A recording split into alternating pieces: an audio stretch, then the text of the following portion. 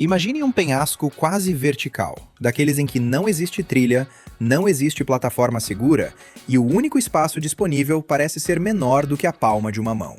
Agora imagine que, por essa parede, um animal caminha com uma calma absoluta, como se embaixo das patas houvesse um chão plano, firme e perfeitamente normal. Esse tipo de cena não aparece apenas nas montanhas selvagens. A mesma coisa também acontece nas paredes de concreto de represas, em antigas construções de pedra e em outras superfícies quase verticais espalhadas por diferentes regiões do planeta. E, em praticamente todos esses lugares, os protagonistas são sempre os mesmos especialistas em sobrevivência: os caprinos e ungulados de montanha. Eles aparecem nesses ambientes com tanta frequência que já não dá para tratar tudo como casos isolados, acidentes raros ou curiosidades ocasionais. Na verdade, estamos diante de um fenômeno que se repete muitas vezes, em lugares diferentes, com animais diferentes, mas seguindo uma lógica muito parecida. E é aí que surgem imediatamente duas perguntas. Como esses animais conseguem se manter em pé, onde nem mesmo um equipamento de escalada seria suficiente para a maioria dos seres humanos? E por que eles continuam subindo, repetidas vezes, a lugares onde aparentemente não existe comida, não existe água e não existe nenhuma razão óbvia para arriscar a própria vida? Cenas semelhantes podem ser observadas nos pontos mais diversos do planeta: nos Alpes, no Himalaia, no Cáucaso, nas montanhas rochosas da América do Norte e nas serras da Etiópia. E não estamos falando de um único animal que se espalhou pelo mundo inteiro. Em cada uma dessas regiões, surgiram seus próprios especialistas em se mover por superfícies quase verticais. Quando as pessoas dizem cabra de montanha, geralmente parece que existe uma única espécie especial, capaz de andar pelas rochas de um jeito quase sobrenatural. Mas, na realidade, a história é muito mais complexa. Por trás desse nome, existe todo um grupo de espécies aparentadas, que vivem em diferentes partes do mundo e que se adaptaram à vida entre as rochas de maneiras independentes umas das outras. E tem mais: algumas delas nem sequer são cabras verdadeiras no sentido mais comum da palavra. Por exemplo, a chamada cabra das montanhas da América do Norte, conhecida em inglês como Mountain Goat, está mais próxima, em sua origem evolutiva, dos camurças e dos ceraus do que da maioria dos animais que normalmente chamamos de cabras de montanha. Mesmo assim, na aparência, no comportamento e no estilo de vida, ela chegou a uma solução muito parecida. Isso mostra que a natureza enfrentou várias vezes o mesmo problema: como sobreviver em lugares onde a sobrevivência parece quase impossível. E, em cada uma dessas ocasiões, a resposta acabou sendo surpreendentemente semelhante. Mas isso ainda explica apenas quem são os animais capazes de escalar essas superfícies verticais. A pergunta principal continua sem resposta: por que eles sobem até lá, para começo de conversa? À primeira vista, parece que uma parede vertical não poderia oferecer nada de valor. Não há pasto abundante, não há sombra confortável, não há água visível e não há um abrigo evidente. Mas, para muitos herbívoros de montanha, justamente ali pode existir um recurso que, em certos momentos, se torna mais importante do que a própria comida. Esse recurso é o sal, junto com outros minerais essenciais. Em áreas de alta montanha, as plantas geralmente têm pouco sódio. No verão, quando os animais se alimentam intensamente de vegetação fresca e se movimentam bastante, essa deficiência se torna ainda mais perceptível. Por isso, eles começam a procurar qualquer fonte de minerais disponível, mesmo que, para chegar até ela, precisem subir a lugares onde um único erro pode significar uma queda de dezenas de metros de altura. Em alguns pontos, eles lambem diretamente afloramentos naturais de sais nas rochas. Em outros, aproveitam trechos de pedra ricos em minerais. Mas o ponto mais importante é que esse princípio não funciona apenas em ambientes naturais. Se os minerais aparecem na parede de concreto de uma represa, os animais sobem na represa. Se eles se acumulam em uma antiga estrutura de pedra, em uma muralha ou em outra superfície vertical, os animais também passam a usar esse lugar. A explicação para essa habilidade está na própria anatomia do animal. Quando observamos de perto o casco das espécies de montanha, fica claro que ele não se parece em nada com aquilo que muita gente imagina ao pensar em um casco comum. Na borda externa, existe um anel córneo duro. Essa parte se prende às menores irregularidades da rocha e funciona quase como uma pinça rígida.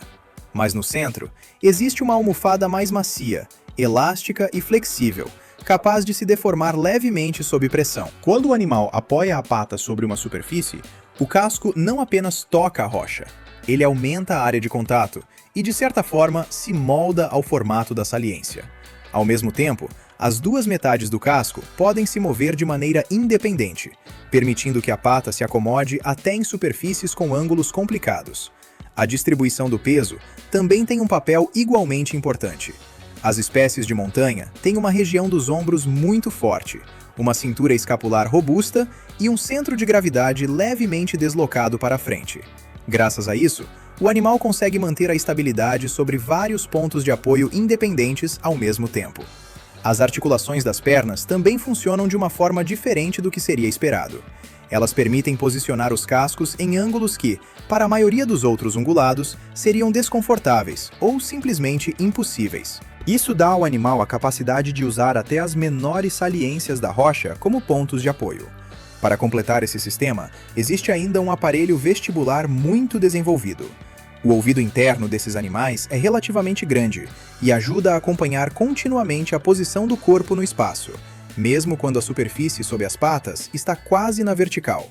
E por fim, a visão também cumpre um papel fundamental.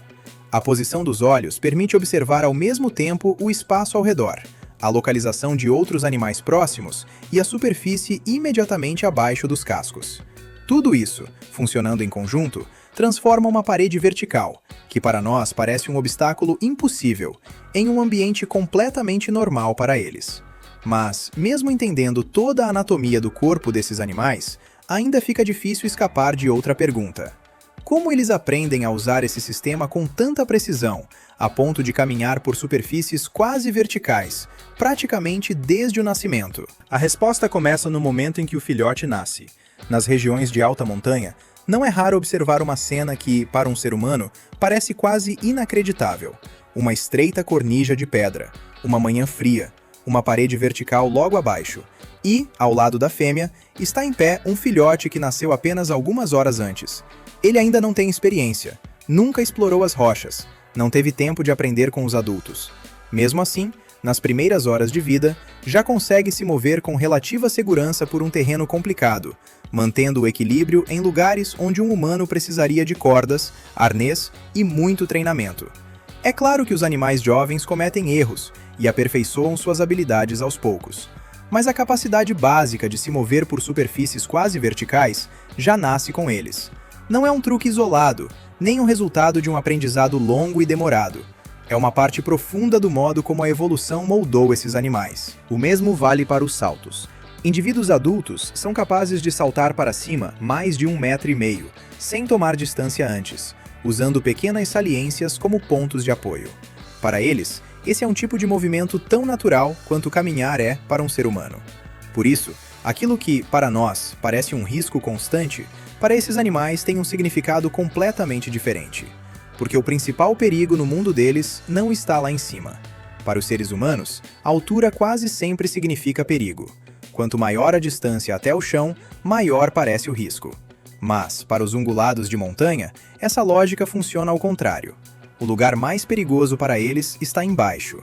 É justamente nas superfícies relativamente planas que seus principais predadores caçam com mais eficiência.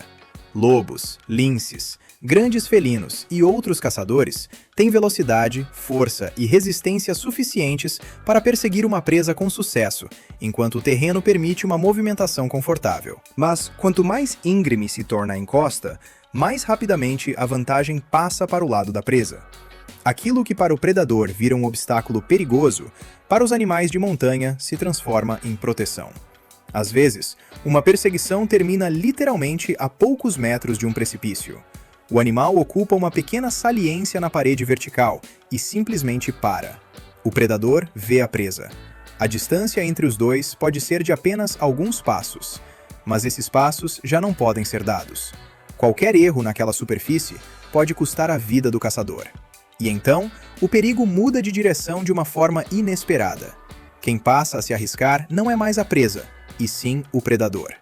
Por isso, paredes verticais, cornijas estreitas e encostas quase impossíveis não são ambientes extremos para esses animais. Pelo contrário, estão entre os refúgios mais seguros que existem na natureza. As superfícies verticais oferecem várias vantagens ao mesmo tempo. Em algumas, os animais encontram minerais. Em outras, escapam dos predadores. E, com muita frequência, usam o mesmo lugar para as duas coisas ao mesmo tempo. E animais de partes muito diferentes do planeta chegaram a essa mesma solução de forma independente. Alguns deles levaram a arte de viver na vertical até um limite impressionante. Nas montanhas da Etiópia vivem os ibex da Wallia, um dos ungulados de montanha mais raros do planeta. Não faz tanto tempo assim, restavam tão poucos indivíduos que os biólogos temiam a extinção total da espécie. Hoje, graças aos programas de conservação, o número de animais se recuperou gradualmente, embora continue pequeno e vulnerável quando comparado ao de espécies mais comuns. Milhares de quilômetros a leste, nas montanhas da Ásia Central, vivem os barais, também conhecidos como ovelhas azuis. Eles são uma das principais presas do leopardo das neves. Durante as caçadas, as duas espécies frequentemente acabam em encostas quase verticais. Observadores já registraram várias situações em que predador e presa ficaram separados por apenas alguns metros. Não separados pela distância, mas pela capacidade de se manter ou não sobre a rocha. Na Europa, os camurças e outras espécies de montanha usam as mesmas rotas durante muitas gerações. Ao longo de centenas de anos, seus deslocamentos entre as rochas criam trilhas visíveis, que continuam sendo utilizadas por novos grupos de animais, geração após geração. Mas talvez um dos especialistas mais chamativos continue sendo o markhor, a cabra de chifres em espiral que vive nas montanhas do Paquistão, do Afeganistão e de regiões próximas da Ásia Central. Às vezes, tentando alcançar folhas, os markhors não escalam apenas rochas. Eles também sobem em árvores inclinadas. E então o animal que, minutos antes, parecia um alpinista perfeito, de repente começa a lembrar um jardineiro muito teimoso, decidido a alcançar os galhos mais inacessíveis de todos. E, embora os ungulados de montanha tenham se tornado os especialistas mais famosos da vida em superfícies verticais, eles estão longe de ser os únicos animais que escolheram esse modo de existência. Na América do Sul, em encostas rochosas, vivem as vizcachas. De longe, elas podem ser confundidas com coelhos grandes, mas passam grande parte da vida entre as rochas e conseguem se deslocar por superfícies muito inclinadas com uma precisão surpreendente. Na África, os damões resolveram um desafio parecido. Esses pequenos animais têm uma estrutura especial nas patas. Suas almofadas plantares conseguem se manter úmidas, o que aumenta muito a aderência sobre a superfície. E aqui, a natureza prepara outro detalhe inesperado. Os parentes vivos mais próximos dos damões não são os roedores, nem os ungulados, mas os elefantes e os peixes-boi. Só que, enquanto para os damões as superfícies verticais sempre fizeram parte do ambiente natural, os ungulados de montanha, nas últimas décadas, começaram a usar cada vez mais construções que apareceram no planeta há pouquíssimo tempo, quando comparadas à história evolutiva desses animais. Descobriu-se que represas de concreto, pilares de pedra de pontes e até algumas construções antigas podem cumprir a mesma função das rochas naturais que esses animais utilizam há milhões de anos.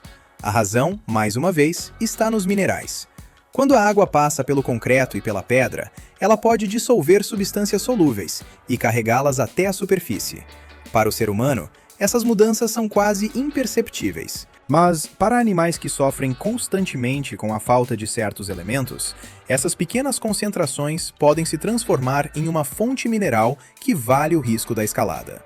Por isso, cada vez mais se observam ungulados de montanha nas paredes de represas. Do ponto de vista do animal, a diferença entre um saladeiro natural e uma construção de concreto não é tão grande quanto parece para nós. Uma situação parecida acontece perto de antigas construções de pedra. Se a superfície contém os minerais necessários, os animais passam a utilizá-la, sem se importar se ela surgiu por processos geológicos ao longo de milhares de anos, ou se pessoas a construíram. Até estradas comuns de montanha podem se tornar pontos de atração.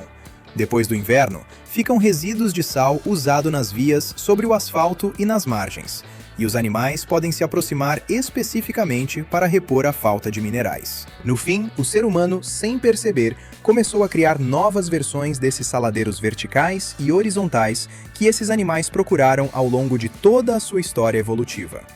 Mas existe outra razão pela qual imagens de animais em superfícies verticais começaram a aparecer com tanta frequência justamente nos nossos tempos.